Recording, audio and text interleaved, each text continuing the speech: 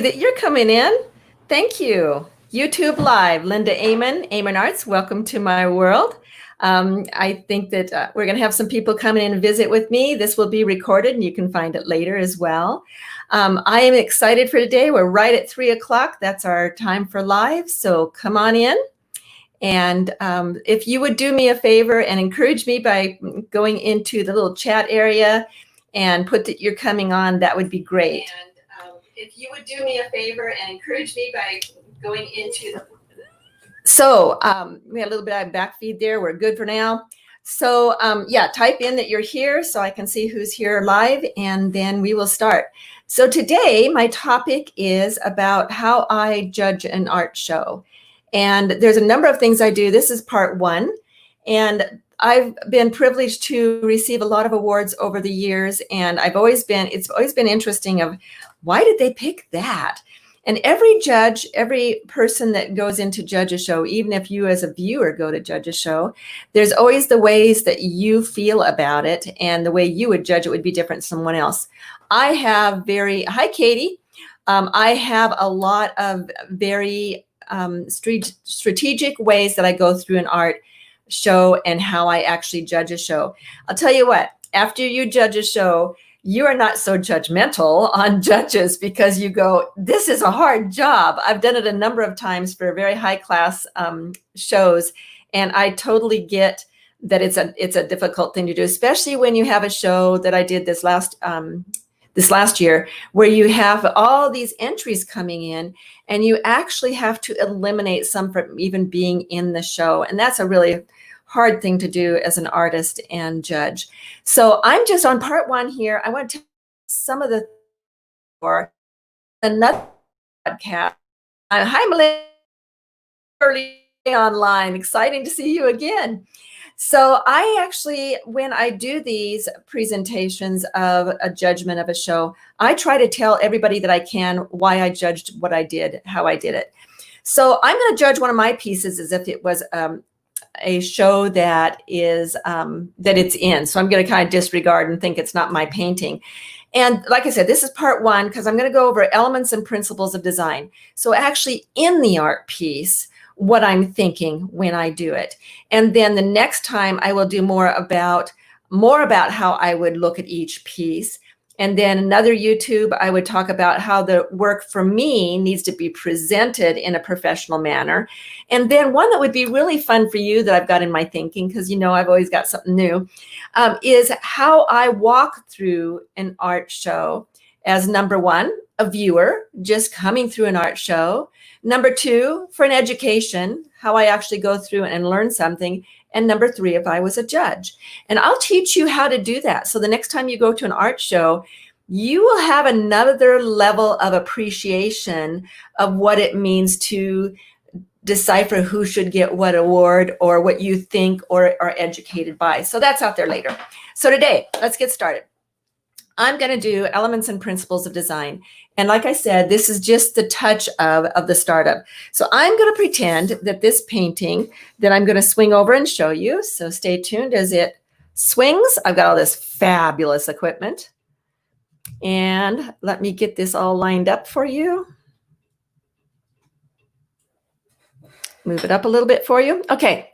So this is one of the pieces I was privileged to create when I was in Yellowstone National Park, and I was actually a resident there, and I was able to be there for 20 days. And when I was there, I saw things entirely different, being able to wake up every day, walk out into the park and create something. So this is one of the pieces, and you can go on my website and take a look at some of the things I've got there.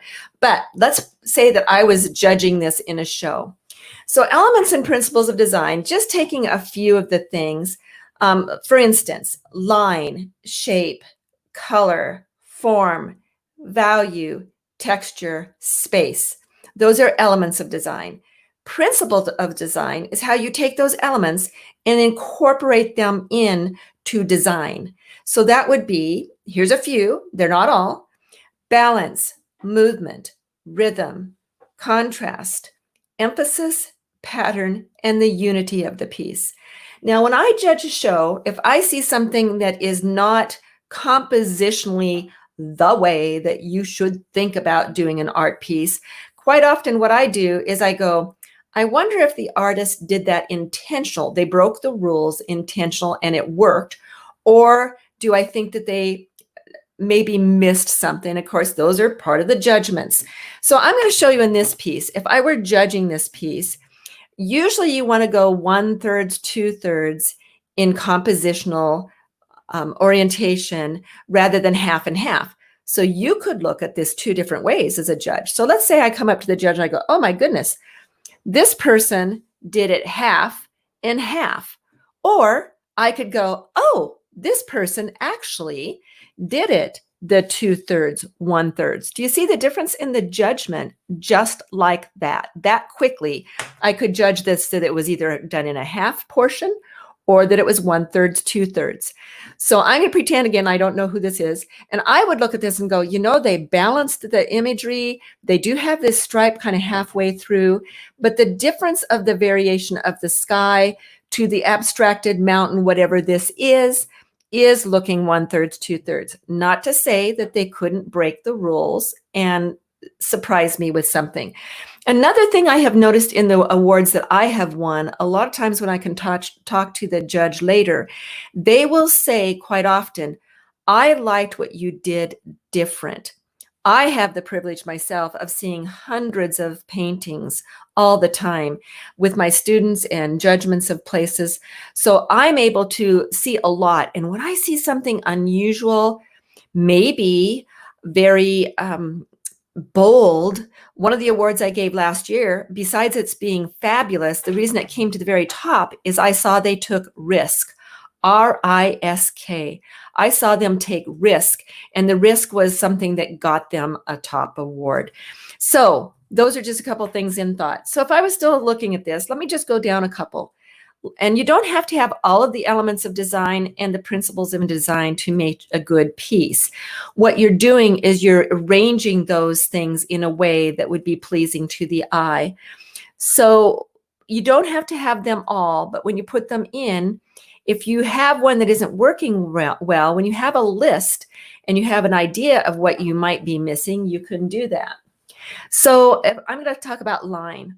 Line is where I love line. So as you can see, I have done a lot of line in here for this abstracted feel of Yellowstone. Yellowstone has a lot of color.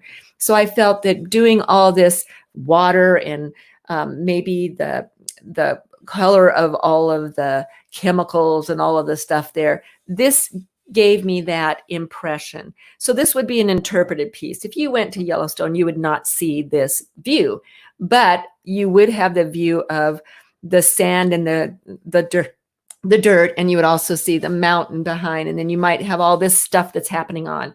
So line is good. Line comes through well. Shape. Okay, I've got shapes.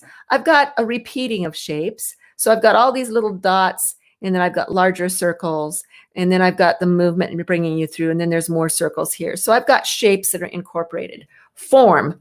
Form means something that has depth and that you would go farther back. Now this would be a little more graphic look, so it doesn't have the depth that maybe a rose would have in the shadows of each of the petals or something, but it does give you some depth because it has value changes. Form, okay, we talked about form means it's something you can go around of color. You've got a variance of color. You've got play against your opposites of your blue against your orange, which makes it a little more exciting. Lightness and darkness and value. I am probably a shapes and value painter if you took me to two different things. So it would be not unusual that you would see me put those two things in quite often.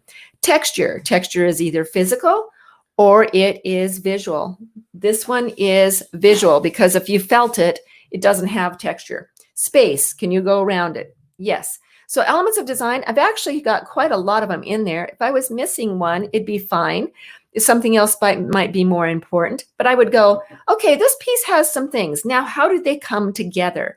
Those elements, how do they come together in the way of design? And we talked a little bit about composition, but that's kind of farther out there. So principles of design. Balance. Does it feel balanced? To me, It does. It feels like this is wide, this is thin, but because this has got some variance with the darker here, it didn't feel too heavy here. So there's a balance. There's other places of balance. Movement. Does your eye go through in movement? Yeah, I think it does. I think it has places you can rest here. You can kind of come off here. Right here, the movement is very subtle, and here it's very bold. Rhythm. Rhythm would be where you've got something that is visually repeating. I've got a lot of that. I love rhythm. I tell people that if you've got rhythm, it's because you feel like it's been repeated almost in a voice or a musical fashion. So that would be something that I would call rhythm. Contrast. Yep, I think I've got contrast. Here's a good example. The contrast in the principle of design is in the element of design that the contrast of color gave it contrast. The value did that. So they play together. It's pretty exciting the way these work. Emphasis. Do I have a focal point? There are a lot of people that think a focal point is mandatory. I would say it is not, but you want an interest that holds the viewer. So the viewer is going to be held in interest. So I don't have a place that I land you. Although I've strategically moved you through the place, I don't have a place that says this is where you look. Although I've given you indications you might want to land right in here. But I haven't given you an actual absolute that I would say that it has got that. Contrast, emphasis, pattern, repeating patterns, unity, how the unity of the full piece comes together. So if I were judging this show, I'd say this is a pretty good balance between elements of design and principles of design. But then who knows in the show what might be against this? There might be some absolutely over the top that would knock this out maybe to even getting in the show. So know this, that if you put your work into a show and you would get rejected, it's really easy to feel that you were rejected. Actually, it's not that. It's actually that you weren't picked this time by that particular judge. Keep trying. One of the reasons I tell you that is one of my top prizes was rejected or not selected for 2 shows before that. Didn't even get in the show. And then it got grand in the next one. Had I given up, I would have never had that prize. So I'm just giving you a little bit today about that. And if you like this and I would love some encouragement. This going live is something for me that's new. And so I want to give you some thoughts that if you could thumbs up, share the thumbs up, please subscribe so that you can be seeing this. That would be really helpful to me. Stay tuned. I'm going to be giving you more interesting things. And I am starting a new subscription for lessons that I've been working on for a very long time. And come back to me so you're not just looking at that. Thank you. Okay, so I'm starting a new subscription that I've been working on for about 3 months, but I have in the plans of this worked on it for probably 3 years, and now was the time to do that. So feel free to email me if you have any questions about this. This is being launched. It's actually available now, but we're kind of launching it here in June 2020. We're launching in June. I see there's some more of you coming in. Thank you. I can't find all your names, but I see that you're coming in. That's exciting. So take a look at that. But do subscribe, and please do give me shares and thumbs up, because I'm just excited you joined me today. And that's it. But watch for the next one. I would say the next one, I'm going to go a little deeper into how a judge would judge a show. I've got a few of them in thoughts. So maybe it would be how you present your work for a professional look. And you can do that in different cost factor ways. How to walk through an art show. I told you that. And then more criteria that I would, like if I were judging that piece, that was a quick judgment on the piece. I would judge it much more thoroughly. So we might continue on that. So stay tuned. I'm so glad you joined me, and excuse me.